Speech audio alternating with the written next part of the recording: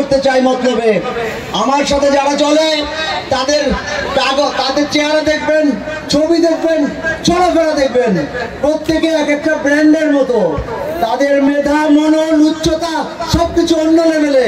আপনারা তাদেরকে দেখবেন, তাদেরকে বলা আছে কেউ যাতে, কারণ আপনারা জানেন যে গত ফ্যাসিস্ট আমলে যখন মতলবে কোনো মিছিল মিটিং কিছু করতে পারে নাই, কিন্তু আমার এই অকুতোভয় সহযোদ্ধারা আমরা মতলবের মাটিতে মিছিল করেছি, আমরা মশাল মিছিল করেছি, মিটিং করেছি। আমরা এই সমস্ত ফ্যাসিস্টের রক্তচক্ষুকে ভয় পাই নাই, আর কখনো পাবো না। হাসিনাকেই ভয় পাই নাই, আর মতলবের বিভিন্ন নাম শুনি কাউকেই ভয় পাই নাই।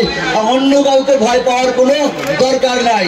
আমি শুধু বলেছি আপনারা, এই সরকার আমাদের সরকার নয়।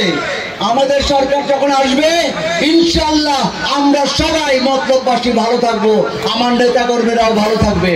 একটা কথাই বলেছি, কোন ধরনের চাঁদাবাজির সাথে সম্পৃক্ত থাকা চলবে না।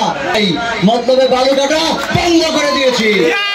মতলবে কোন ধরনের চাঁদাবাজির স্থান হবে না। যদি কেউ করে থাকে তাদের কি করতে হয় আমরা তা জানি। বন্ধুরা আমার, আমি শুধু একটা কথা বলবো, মতলব উত্তর দক্ষিণে নিয়ে আমার বিশেষ কিছু পরিকল্পনা রয়েছে। কি কি পরিকল্পনা রয়েছে আমি ইতিমধ্যে আপনাদেরকে বলেছি। যেহেতু আমি স্বাস্থ্যের লোক, আমরা স্বাস্থ্য নিয়ে অনেক কিছু করব। মতলবে যতগুলো জায়গা, আজকে আমরা বড়চরে মেডিকেল ক্যাম্পে গিয়েছি, ওখানে গিয়ে শুনেছি বড়চর একটি প্রত্যন্ত অঞ্চল, আমাদের থেকে খুব কাছাকাছি হওয়া সত্ত্বেও ওখানে কোনো ইউনিয়ন সাব সেন্টার নাই, কোনো এমবিবিএস ডাক্তার ওখানে যেতে পারে না। প্রসূতি মায়েরা, গর্ভবতী মায়েরা, তাদের গর্ভের ব্যথা উঠলে ওখানে কোনো ডাক্তার দেখাতে পারে না। অনেকটুকু পার হয়ে আমার মতলব উত্তরে আসতে হয় বা অন্য জায়গায় যেতে হয়। সুতরাং মতলবের প্রতিটি জায়গায় ইউনিয়ন সাব সেন্টারে যাতে ডাক্তাররা থাকে এবং ডাক্তাররা যাতে ঠিক মতো কাজ করে এবং 30 দিন আমার মতলববাসীর সেবা পায়, সর্বপ্রথম আমি সেটা নিশ্চিত করব। আপনারা জানেন দেশ নায়ক তারেক রহমান ঘোষিত রাষ্ট্র মেরামতের যে 31 দফা আছে, তার মধ্যে যে 26 নম্বর দফা, সেই দফা নিয়েও কাজ করার সুযোগ আমার হয়েছে স্বাস্থ্যের ব্যাপারে। সুতরাং স্বাস্থ্য সংস্কার এবং মতলববাসীর স্বাস্থ্য সেবা আমার একটি প্ল্যান আছে। এখানের মধ্যে একটা নার্সিং ইনস্টিটিউট তৈরি করব, যাতে এখান থেকে যে নার্সটা তৈরি হবে তারা বাংলাদেশের চাহিদা মিটিয়ে বিদেশেও আমরা রপ্তানি করতে পারি। বাংলাদেশে অসংখ্য মেডিকেল কলেজ রয়েছে, কিন্তু সেই তুলনায় নার্সিং কলেজ নাই। আপনারা জানেন একটা দেশের স্বাস্থ্য ব্যবস্থা চলতে হলে একজন ডাক্তার লাগে, 3টা নার্স লাগে, কিন্তু দুঃখজনক ব্যাপার হচ্ছে আমাদের দেশের ডাক্তারের সংখ্যা বেশি, নার্সের সংখ্যা কম। সেই জন্য আমার একটি অঙ্গীকার হচ্ছে মতলব একটি নার্সিং কলেজ করা, ইনশাল্লাহ আমি করব। তাছাড়া আরেকটি প্ল্যান আমাদের ভিশনারি লিডার তাবিদ আওয়াল আজকে আমাকে শেয়ার করেছে। যেহেতু আমরা কোস্টাল বেল্ট, নদী এলাকা, আমরা যাতে এই সময় এবং দূরবর্তী অঞ্চলের জন্য একটি ভাসমান একটি হাসপাতাল করতে পারি, সরকারি প্রজেক্টে পারি, না পারলে আমরা নিজস্ব অর্থায়নে একটি ভাসমান হাসপাতাল করব, যাতে আমাদের প্রান্তিক অঞ্চলের মানুষ স্বাস্থ্য সেবা পায়। বন্ধুরা আমার আরেকটি অগ্রাধিকার খাত আপনারা জানেন শিক্ষা। শিক্ষায় মতলব অনেক আগে থেকে উন্নত। সারা বাংলাদেশ থেকে লোকজন মতলব স্কুল কলেজে পড়তে আসতো। এখানে অনেক শিক্ষাবিদের জন্ম হয়েছে।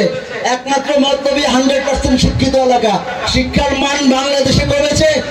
বাংলাদেশের মান উন্নত করলে মতলবের শিক্ষার মান উন্নত হবে, এবং এইসব ব্যাপারে আমার আরো অনেক পরিকল্পনা রয়েছে যথাসময়, কারণ আমি একজন শিক্ষকও বটে। 3 নম্বর খেলাধুলা। আপনি জানেন আমি খেলাধুলার সাথে জড়িত। আমি ফার্স্ট ডিভিশনে ক্রিকেট খেলেছি, ফার্স্ট ডিভিশনে ফুটবল খেলেছি।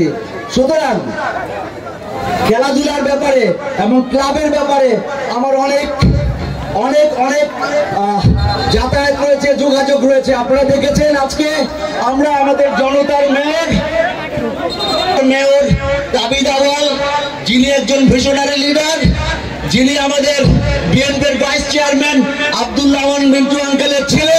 কিন্তু আমি একটা কথা সবসময় বলি, মিন্টু আঙ্কেলের যতটুকু হাইট এক জীবনে যা করেছে, তাবিদ আওয়াল তাকে অতিক্রম করবে, কারণ তাবিদ আওয়াল সেই নেতা এবং তাবিদ আওয়াল জানে কিভাবে মানুষকে ভালোবাসতে বুঝতে হয় কিভাবে মানুষকে ভালো রাখতে হয় এবং কাছে টানতে হয়, এবং তার যে অর্গানাইজেশন স্কিল এবং মানুষকে চালানোর যে সক্ষমতা, তা ইতিমধ্যে আপনারা প্রমাণ পেয়েছেন যে বাংলাদেশ ফুটবল ফেডারেশন উনি দায়িত্ব নেওয়ার পর থেকে বাংলাদেশের ফুটবলের নবজাগরণ হয়েছে এবং দেশব্যাপী অন্যরকম একটা উচ্চতায় বাংলাদেশ জাতীয় ফুটবল দল পৌঁছেছে এবং সারা বাংলাদেশ থেকে এনেছে।